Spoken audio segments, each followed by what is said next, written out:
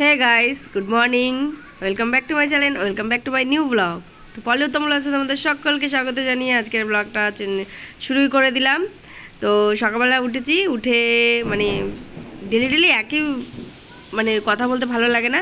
তো ঘুম থেকে উঠেই ভাত মানে হাঁড়িতে ভাত ছিল, সেগুলো নামালাম। আর হাঁড়ি ঠাড়িগুলো মাজতে হবে, কারণ বাসি বাসনগুলো মাজবো। দেখো, মানে কিছুটা বাসন বাইরে রাখা আছে, আর কিছুটা এখন এই ঘর থেকে আমি নিয়ে যাচ্ছি, দিয়ে একসঙ্গে বাসনগুলো নিয়ে বসবো। মানে এখন ঘন্টাখানেক লাগবে বাসনটা মাজতে, তার জন্য সব গুছিয়ে গাছিয়ে নিয়ে তারপর যাচ্ছি। আর এদিকে এই হাঁড়িতে ছিল মুরগির ভাত, সেটা ফ্যানের মধ্যে নিয়ে নিলাম। আর মুরগির জন্য নেই কুড়ো, মানে ওই যে ভুসিটা দিয়ে ভাতটা মাখিয়ে দেওয়া হয়, সেটা শেষ হয়ে গেছে, তাই ফ্যানের ভিতরে ভাতটা মিশিয়ে তারপর আমি দিয়ে দিচ্ছি। তো তারপর দেখো মুরগির ঘরের সামনে এসেছি, মুরগিগুলো দেখেছো খিদের চোটে কীরকম করছে, মানে খিদের জ্বালা যে কী জ্বালা সেটা প্রতিটা মানুষ বোঝে। তো খিদের জন্য কীরকম করছে। তার এদিকে বাবুকে বললাম যে মুরগিতে ডিম পেড়েছে কিনা দেখতো। তো মুরগিতে আবার ডিম পেড়েছে, দুটো পেড়েছিল। আর মুরগিগুলোকে আমি খেতেও দিয়ে দিলাম। আর ওদিকে বাসন টাসনও মাজা হয়নি, মাজবো। তো বাবু মুরগির ডিমটা নিয়ে ঘরে চলে গেল, রেখে দেবে। তারপরে আমি বসবো বাসনগুলো নিয়ে। এখনও তো ঘর ঝাড় দেওয়া বাকি, বাসন মানে ঘর মোছা বাকি, বিছানা তোলা বাকি, অনেক কাজ বাকি রয়েছে। জামা কাপড় ভিজিয়ে রেখেছি, সেগুলো ধুতে হবে। মানে কত যে কাজ তার ঠিক নেই। তো চলো আমি বাসনগুলো মাজি, তোমরা কিন্তু সঙ্গে থেকো। আশা করছি ব্লগটা ভালো লাগবে। ভালো লাগলে লাইক কমেন্ট শেয়ার করতে একদমই ভুলো না। আর নতুন বন্ধু হয়ে থাকলে চ্যানেলটাকে সাবস্ক্রাইব করে, মানে ডেলি রোজেই যেরকম বলে থাকি সেরকম বলছি, চ্যানেলটাকে সাবস্ক্রাইব করে আমার পাশে থাকো। আর নতুন নতুন নোটিফিকেশান পাওয়ার জন্য অবশ্যই বেল আইকনটি ক্লিক করে রাখো। তো এদিকে দেখো আমি এই জামা কাপড় নিয়ে চলে এসেছি। প্রথমে জামা কাপড় ধুয়ে নিই, তারপরে বসবো বাসনগুলোকে নিয়ে। আর মেঘের ওয়েদার, মানে কদিন ধরে তো জানো বৃষ্টি হচ্ছে বলে মেঘটা মেঘলা মেঘলা হয়ে আছে, মানে ঠিকঠাক রোদ উঠছে না। তাই সকাল সকাল জামা কাপড়গুলো ধুয়ে দিলে তাড়াতাড়ি শুকিয়ে যাবে, তার জন্য। তো তাড়াহুড়ো করে আমি দেখো কাজগুলো করছি, কারণ জানো তো সকালে 9টার সময় জল আসবে। জল আসলে আবার ওদিকের কাজগুলো করতে হবে। আর কদিন ধরে তো ঠাকুর পুজো টুজো দেওয়া হচ্ছে না। তো দেখো জামা কাপড়গুলো ধুয়ে নিয়েছি, এবারে ক্লিপ দিয়ে সব মেলে দেবো। আর মেঘ দেখতে পাচ্ছ, মানে রোদের কোনো বালাই নেই, মেঘ করেই আছে। তো আমি জামা কাপড়গুলো মেলি, তোমরা সঙ্গে থাকো। তারপর বাসন টাসনগুলো মাজবো।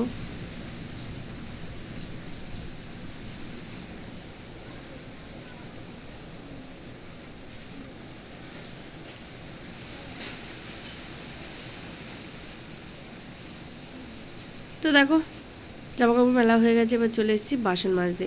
তো গামলায় যে বাসন মাজা মানে জামা কাপড় ধোয়া জলটা ছিল, তার ভিতরে এই বাসনগুলোকে মেজে মেজে, মানে সেই তো বাসনগুলোকে ডলতে হবে। প্রথমে সাবান দিয়ে মেজে তারপর কাপড় দিয়ে ডলে তারপর তো ধুবো।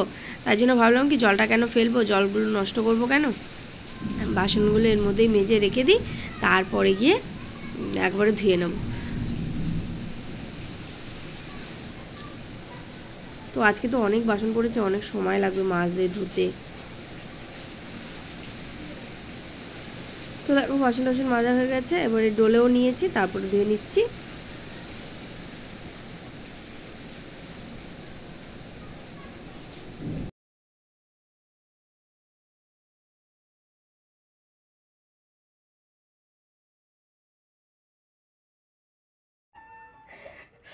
গুড মর্নিং গাইস, তোমরা সকালে কেমন আছো? আশা করছি তোমরা সকালে ভালো আছো।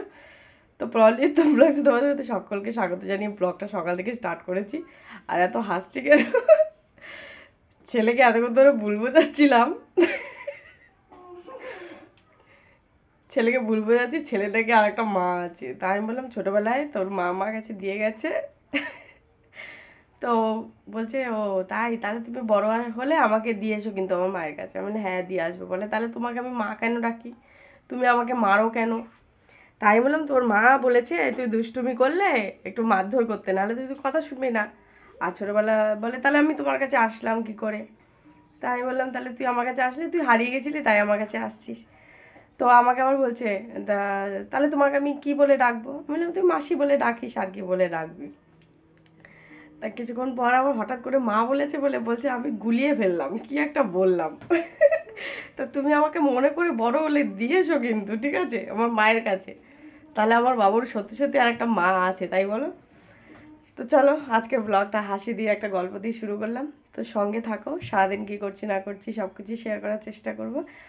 আর নতুন বন্ধু হয়ে থাকলে চ্যানেলটাকে সাবস্ক্রাইব করে আমার পাশে থাকো, নতুন নতুন নোটিফিকেশন পাওয়ার জন্য অবশ্যই বেল আইকনটি ক্লিক করে রাখো। তো স্নান করে উঠে রান্নাঘরে চলে এসেছি, এখন তো পুজো দিচ্ছি না, 4-5 দিন হয়ে গেছে। রান্নাঘরে এসেছি একটু আলু ভাজা করি, পান্তা ভাত আছে, তো ভাতগুলো খেতে হবে তার জন্য।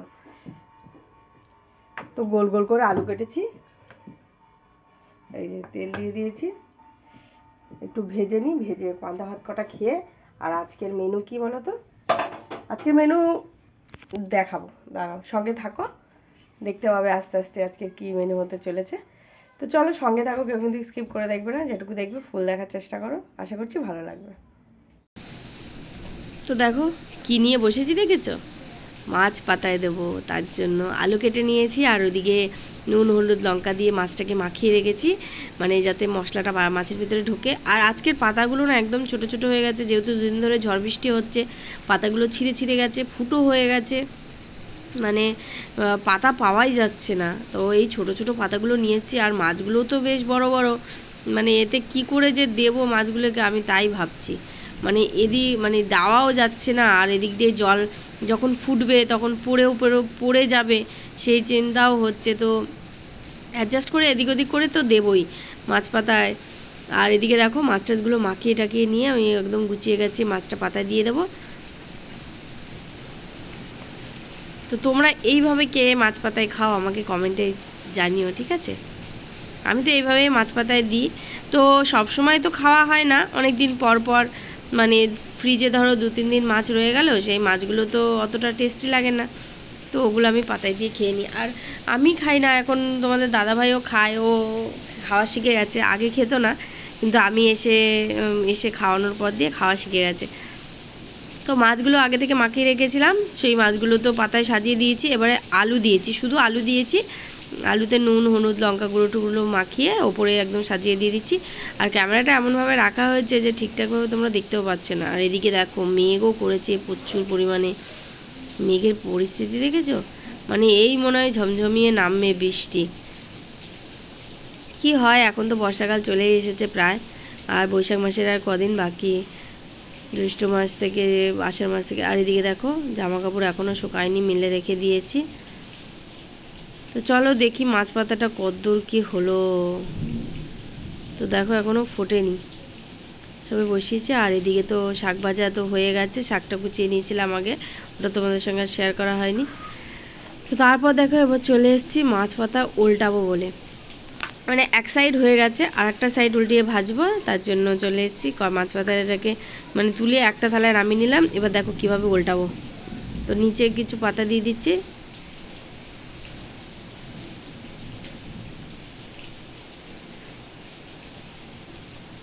তবে আমার মাছ পাতা খেতে খুব ভালো লাগে, খুব ভালো লাগে। মানে একটা মানে খাওয়া দাওয়ার মধ্যে মাছ তো আমার খুবই প্রিয়, মানে মাছটাকে আমি খুবই পছন্দ করি, তার মধ্যে মাছ পাতা এটা যেন বেশি ভালো লাগে। ঝোল টোলের থেকে মাছ পাতায় দিলে আমার আর কিচ্ছু লাগে না, আমার মাছ পাতা দিয়ে ভাত খাওয়া হয়ে যায়। তো তোমাদের সাথে বলছি যেন আমার মুখে এখনই জিভে জল চলে আসছে। তো মাছ পাতাটা সত্যি খুব ভালো লেগেছিলো কালকে যখন বানিয়েছিলাম, যেহেতু ভয়েস ওভার দিচ্ছি তাই বলতে পারছি, মাছ পাতাটা মানে এখন বলছি যেন তাও মনে হচ্ছে আমি নিজে খাচ্ছি এরকম মনে হচ্ছে, খুব সুন্দর হয়েছিল। তো দেখো মাছটা উল্টে নিলাম, দেখো ঝোলটা পড়ে যাচ্ছে, এই ঝোলটুকু পড়ে গেলেই স্বাদটা বেরিয়ে যাবে, তাড়াহুড়ো করে ওর জন্য আমি দিয়ে দিলাম কড়াইয়ের মধ্যে। এবারে এই পাশটা হয়ে গেলে মাছ পাতায় কমপ্লিট। তো দেখো এদিকে ডান্ডাগুলো এক্সট্রা আছে বলে ডান্ডাগুলো আমি কেটে ফেলে দিলাম। এবার পাতাটা দেখো এই সাইডটা যতটা লাল হয়েছে ওই সাইডটা ওরকম লাল লাল করে ভেজে নেব। তো চলো আবার পরে আসছি, কথা বলবো তখন। তারপর দেখো চলে এসেছি একবারে রাত্রিবেলা, দোকান থেকে এসে রান্না বসিয়েছি, নিয়ে এসেছি কাতলা মাছ। কাতলা মাছ গাঁটে কচু দিয়ে রান্না করব, এই জন্য এসে মাছটা ধুয়ে গাঁটে কচু কিছু কেটে একবারে তোমাদের সামনে আসলাম। তো এই দেখো 4 পিস মাছ আর একটু ডিম ভেজে নিয়েছি, আর ওদিকে ভাত বসিয়েছি অল্প করে, কারণ ভাত একটু কম পড়বে তার জন্য অল্প করে ভাত বসালাম। আর এদিকে কচুটা ভেজে দিচ্ছি। তো বন্ধুরা দেখো বাড়িতে এসেছি, মাছ নিয়ে আসলাম, তো এখন মাছ রান্না করছি। আর দুপুরবেলা তো সেই মাছ পাতা দিয়েছিলাম আর শাক ভাজা, ওই দিয়ে খেয়েছি। আর এবেলা আবার মাছ নিয়ে এসেছি, কাতলা মাছ। কাতলা মাছের কচুর গাঁটি দিয়ে রান্না করছি। 4 পিস মাছ রান্না করছি আর একটুখানি ডিম ভাজা, ওইটা ঝোলের মধ্যে দেবো। আর ভাত বসিয়েছি অল্প করে, অল্প করে ভাত লাগবে তাই। তো এখন আসলাম কারণ ভিডিওটা শেষ করা হয়নি, তাই ভিডিওটা শেষ করার জন্য আসলাম। তো সারাদিন যেটুকুই যা করেছি সব কিছুই শেয়ার করেছি। আগে দিনের বেলা ব্রাহ্মণ আসতো পুজো করতে দোকানে, আর এখন সন্ধ্যেবেলা করে পুজো করতে আসে দোকানে, তার জন্য ওই 2 দিন ধরে তিলক লাগাচ্ছে। তো চলো আজকের মতো বিদায় নিচ্ছি, দেখা হবে কালকে নতুন ভিডিওর সাথে, নতুন কোনো ব্লগের সাথে। ততক্ষণ তোমরা সুস্থ থেকো, ভালো থেকো, নিজেদের খেয়াল রেখো। আজকের মতো টাটা, গুড নাইট।